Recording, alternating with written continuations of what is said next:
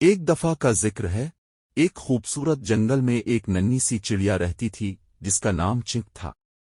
وہ بہت خوش مزاج تھی اور نئی نئی چیزیں تلاش کرنا اسے بہت پسند تھا۔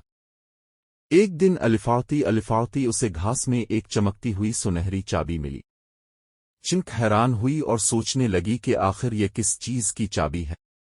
وہ اسے لے کر آگے بڑھ گئی۔ راستے میں اسے ایک پریشان گلہری ملی جس کے اخروٹ گم ہو گئے تھے۔ چنک نے اس کی مدد کی اور اخروٹ ڈھونڈ دیے۔ گلہری نے خوش ہو کر اس کا شکریہ ادا کیا۔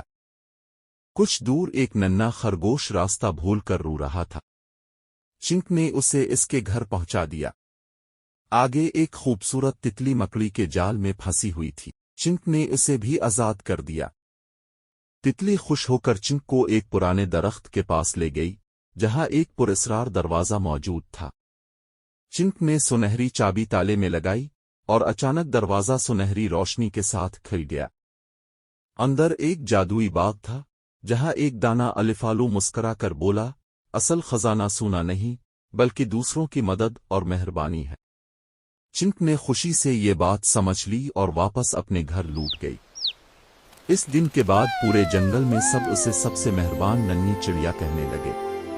اور بچوں، یاد رکھیں، محبت اور دوسروں کی مدد کرنا ہی زندگی کا سب سے بڑا خزانہ ہے۔